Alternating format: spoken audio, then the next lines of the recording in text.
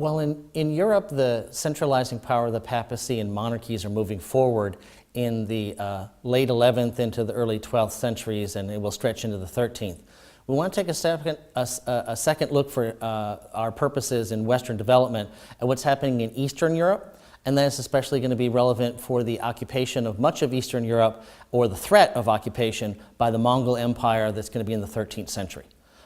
As you have read in some of your sources, the Mongols had been very successful after about the year 1220 CE in organizing a large steppe empire, that huge empire that crosses most of what you know as modern-day China, Mongolia, through much of what you know as Siberia, all the way to the edges of Poland and Hungary. That massive steppe empire was controlled by the Mongols for a number of years, especially starting in the 1220s. And what they had been able to do is they were able to unify their control over China, occupy China, and actually move the capital of China to a place that eventually would be called Beijing. That's one of the things the Mongols will do. What they'll also do is, remember, they are relatively religious tolerant in terms of an empire. They're not interested in people's religious studies. What they're mostly interested in is obedience and tax revenue.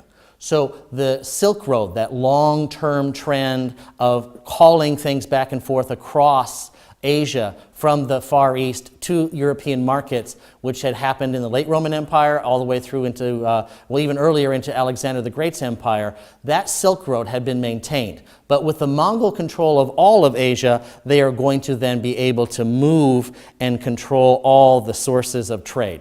So in this very simple map here, we're showing you the homeland of the Mongolians. They're going to be called the Horde, and they are going to be controlling in many ways the territories that you know as the modern steppe. All right, this area of Central Asia onto the edges of Europe that is a large area of flatland, and the Mongols move very quickly using their horses.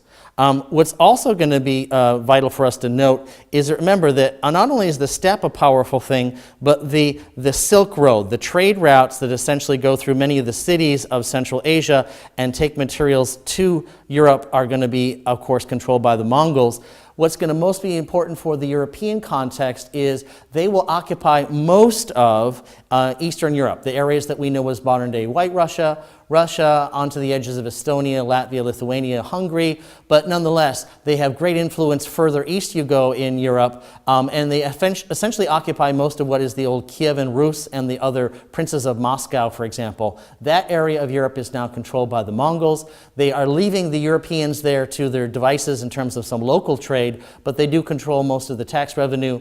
And in that scenario, there's two Russian cities that are going to rise to essential power. One will be called Novgorod, and the other will be Moscow, or Muscovy as sometimes it's called. These are the origins of a Russian empire that at first the Russian princes will be serving as a sort of subsidiaries or auxiliaries in tax collection especially for the Mongols for the next 300 years or so on the edges of this empire of the steppe.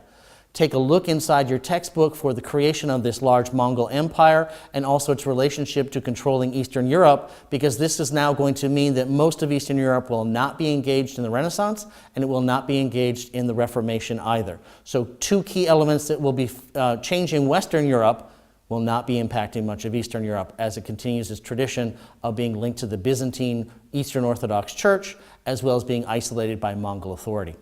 Take a closer look inside your reading and make sure you do a closer look inside your practice exams for information about this time frame.